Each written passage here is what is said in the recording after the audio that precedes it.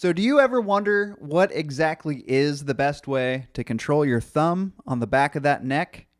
Why do so many guitar players have so many different ways of doing it? Well, I'm going to attempt to shed some light on that mystery for you today. And why would I do this? You know why. Because you are a guitar player, and this is GuitarAmado.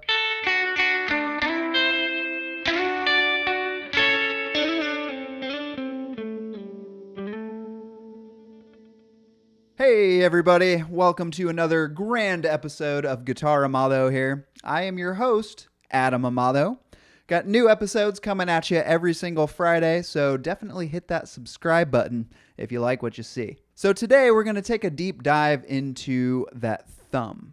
What exactly is the best way to use your thumb behind the neck of the guitar?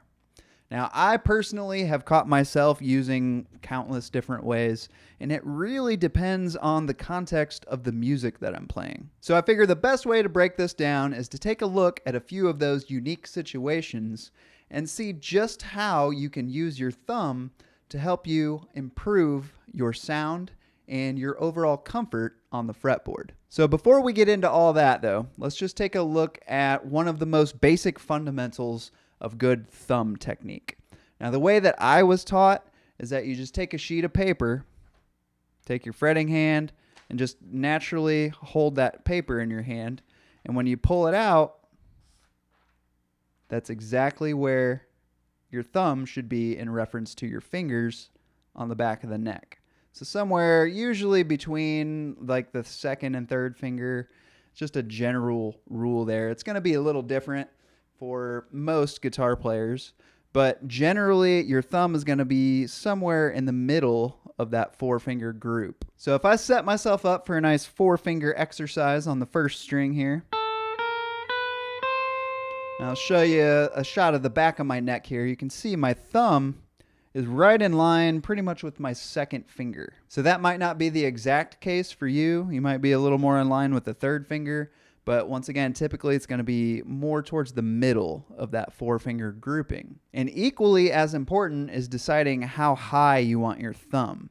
So you'll see a lot of guitar players have their thumb kind of peeking up over the neck like this. In which case, it's this part of your thumb, more of that ball of your thumb right there, that is resting up against the back of the neck. But if you have a lower thumb position, you're going to be more up on the tip, the pad of your thumb right here. That's going to apply the pressure to the back of the neck.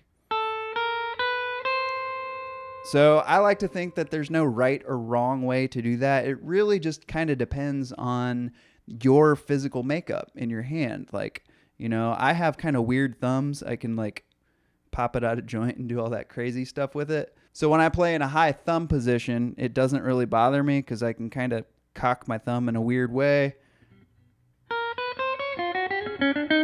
and still have all the mobility in my fingers. So actually, if you ever watch me play and I do like a bend,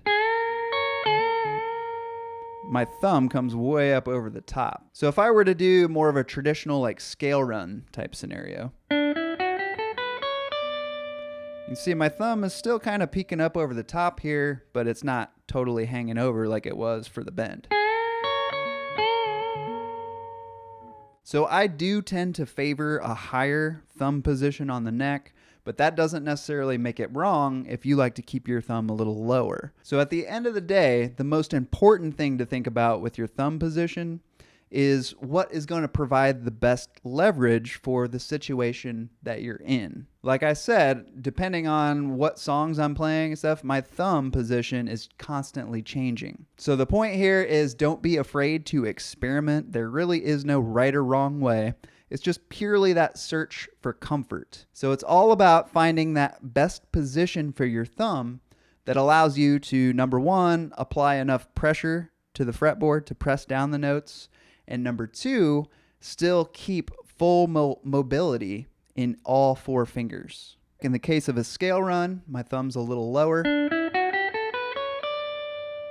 And then if I'm just playing simple chords, my thumb's typically going to be a little higher.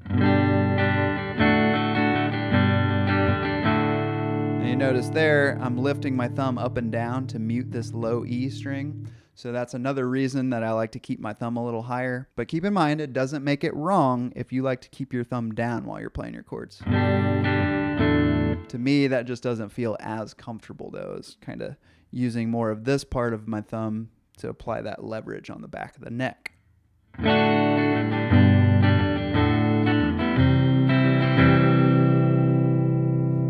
So before I leave you today though, I just want to cover one last scenario where I might kind of be on my own here.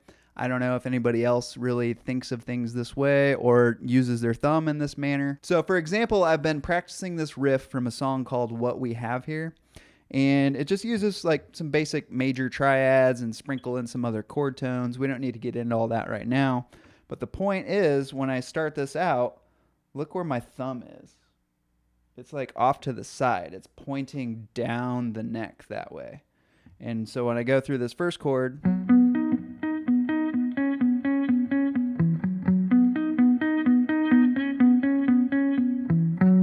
then right here is where I switch that chord shape. So I just move it down a minor third, but watch what my thumb does. Now I'm in more of a traditional thumb position. My thumb straightens up right there. So the way I'm looking at it is this awkward thumb position is just a neat way for me to set myself up for that next chord change. And believe it or not, it does kind of help me with these extra finger movements I've got going on. You know, having my thumb back here while I'm using my first finger right here kind of adds a little extra support. But the main reason I do that is so when I slide down to the next chord, my thumb's already in position. So it kind of helps me when I have a lot of complex extra stuff going on with the riff or whatever I'm working on. So I realize that might be a very weird situation. Not a lot of guitar players would do that, have their thumb cocked to the side completely like that. But hey, it does happen, and that's just another example of playing it your way. There is no right or wrong way. There's just your way. So that's all for now. Feel free to leave a comment below if you have any awkward thumb positions that you would like to share with the rest of us. So I will catch you in the next video, and until then, happy practicing, my friend.